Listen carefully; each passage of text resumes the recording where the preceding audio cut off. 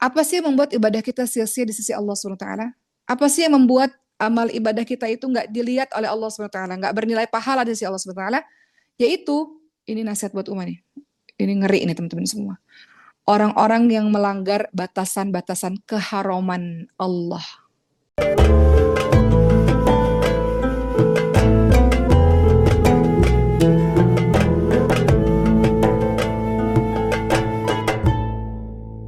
Apa kata Rasulullah SAW? Ada 3 golongan manusia yang Allah tidak akan menerima mereka, tidak menerima amalan-amalan wajib mereka, tidak menerima amalan-amalan sunnah mereka di hari kiamat kelak. Siapa mereka? Orang yang durhaka kepada orang tuanya. Yang pertama. Kedua, orang yang menyebut-nyebut sedekah pemberiannya. Dan ketiga, seseorang yang mendustakan takdir, nggak nerima takdir. Jadi orang-orang yang nggak diterima ibadahnya oleh Allah SWT, yang ibadahnya sia-sia adalah salah satunya orang-orang yang durhaka kepada orang tua. Hadis Nabi mengatakan ada 3 golongan manusia yang Allah nggak akan terima amal-amal wajibnya, nggak akan terima amal-amalan sunnahnya di hari kiamat nanti, yaitu pertama orang yang durhaka kepada orang tuanya, orang yang suka, yang kedua orang yang suka menyebut-nyebut pemberian dari sedekahnya, ketiga orang-orang yang mendustai takdir, orang-orang yang nggak terima takdir, orang-orang yang marah kepada takdir. Kita akan bahas satu-satu. Pertama, orang-orang yang durhaka kepada Allah SWT. Teman-teman semua, kata siapa? Kata siapa? Baik sama orang tua itu mudah. Baik sama orang tua yang baik itu mudah.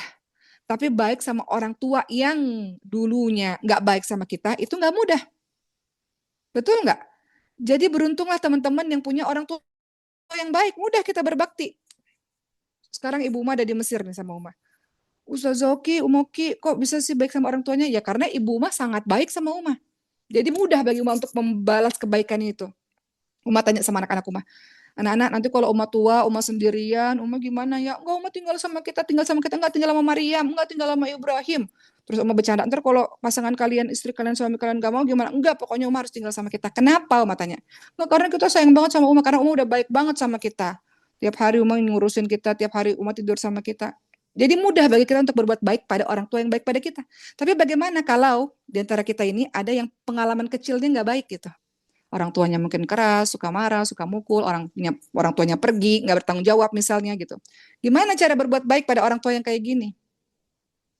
Seorang ibu berusia 60 tahun bercerita kepada Umar dengan menangis. Beliau katakan, ibu saya umurnya sudah 90 tahun, demensia, suka kabur-kabur kata beliau. Umar pernah cerita ini pada teman-teman semua. Nggak ada anak lain yang mau ngurusin. Sementara saya ini anak yang saya benci sama orang tua saya karena di masa kecil orang tua saya nggak baik pada saya. Kemudian saya memilih untuk mengurusnya. Rasanya luar biasa gitu ya, nggak mudah gitu. Berbuat baik pada orang yang sudah nggak baik sama kita tuh nggak mudah. Tapi itulah bakti teman-teman semua. Itulah bakti yang dahsyat ya dari seorang anak kepada orang tuanya.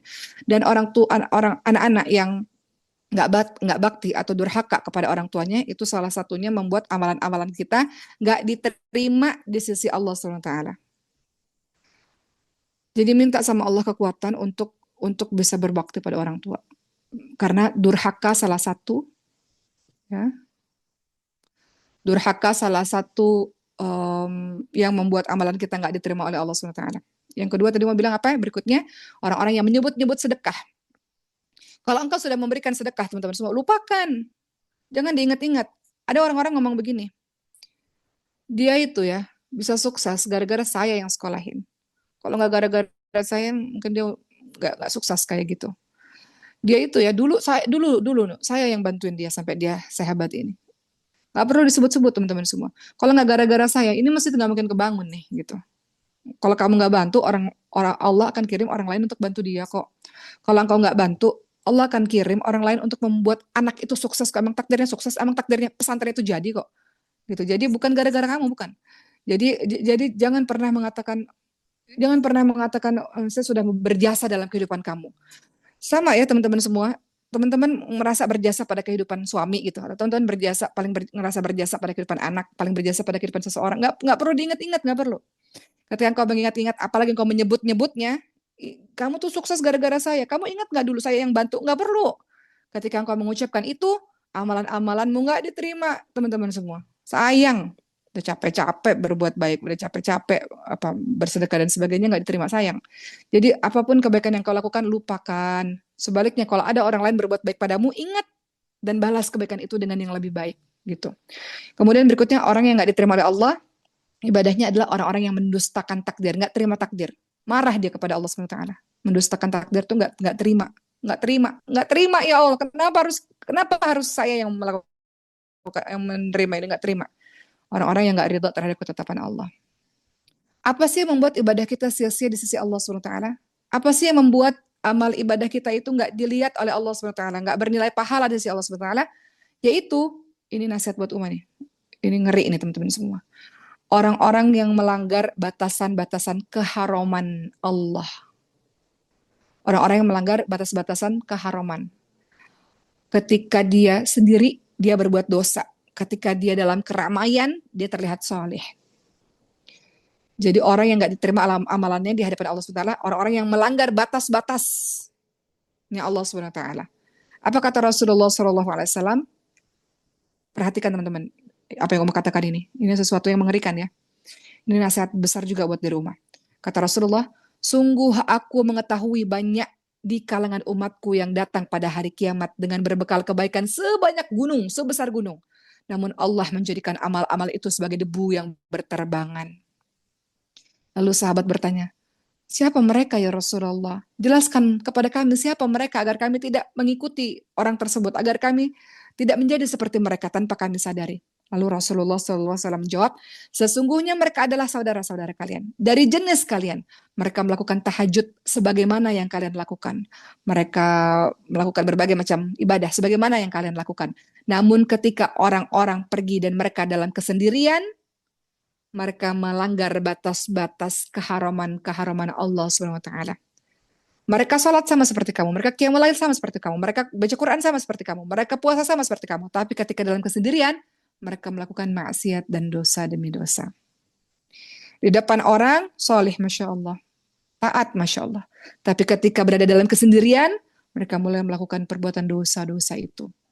Jadi inilah orang-orang yang Rasul katakan ketika di hari akhir nanti bawa pahala sebesar gunung, tapi ternyata bagai debu yang berterbangan, karena di depan manusia engkau soleh, ketika dalam kesendirian engkau berbuat maksiat. Inilah orang-orang yang amalannya, ibadahnya sia-sia, tidak diterima oleh Allah SWT. Siapakah orang-orang yang ketika mereka melakukan ibadah, lalu mereka tidak diterima ibadahnya oleh Allah SWT? Orang-orang yang bersumpah atas nama Allah SWT. Tapi sebetulnya sumpahnya tidak betul ya. Jadi bersumpah dengan nama Allah SWT. Jadi suatu ketika teman-teman semua, Rasulullah SAW bersabda, sesungguhnya ada orang yang berkata, demi Allah. Nih hati-hati nih kalau nyebutin nama demi Allah nih ya teman-teman semua ya. Kata Rasulullah, ada orang yang berkata, demi Allah nggak akan pernah ngampunin kamu. Karena dosamu begitu banyak, kamu tuh ahli maksiat. Demi Allah nggak pernah ngampunin kamu. Teman-teman, bagaimana mungkin ada orang yang mengatakan demikian? Padahal Allah SWT berfirman, siapakah orang yang telah bersumpah atas namaku dan bersaksi bahwa aku tidak memberikan ampunan kepada si fulan? Ya, sungguh aku, kata Allah, telah mengampuni si fulan dan aku gugurkan amalanmu. Nggak boleh engkau mengatakan, demi Allah, demi Allah, demi Allah gitu ya. Apalagi orang-orang mengatakan, demi Allah, engkau nggak akan diampuni oleh Allah SWT. Ngeri sekali perbuatan ini. Orang ini menyebabkan orang lain berputus asa dari kasih sayang Allah SWT. Yang ada orang ini makin berbuat dosa gitu, makin terpuruk dalam dosa, makin tenggelam dalam kemaksiatan. Ya harusnya kita ini jadi orang yang menjadi penolong bagi orang lain yang menjadi orang baik. Tapi kenapa kita katakan demi Allah? Allah nggak akan ngampunin kamu. Siapa kamu bisa mengatakan demikian? Allah mengampuni semua dosa. Allah mengampuni semua dosa. Az-Zumar 53. Allah Subhanahu wa taala mengatakan, teman-teman baca ayatnya, intinya adalah Allah Subhanahu wa taala berfirman bahwa Allah mengampuni semua dosa. Allah Maha Pengampun lagi Allah Maha Penyayang. Ya, jadi Allah mengampuni semua dosa-dosamu. Kenapa engkau katakan demi Allah, demi Allah? Hati-hati ketika kita bersumpah atas nama Allah SWT. Apalagi sesuatu itu yang tidak benar. Itu menyebabkan amalan-amalanmu tidak diterima oleh Allah SWT. Apa yang menyebabkan ibadahmu sia-sia? Meninggalkan khususnya sholat asar. Rasulullah SAW bersabda, barang siapa meninggalkan sholat asar, maka gugurlah amalannya. Jadi hadis ini memperingatkan kita sholat lima waktu, terlebih perhatikan sholat asarmu. Kau meninggalkan sholat asar, amal-amalmu nggak diterima oleh Allah SWT. Siapakah orang yang amal ibadahnya sia-sia, nggak diterima oleh Allah SWT? Adalah orang yang minum khamar. Orang yang minum khamar. Barang siapa yang minum khamar, tidak diterima sholatnya 40 hari.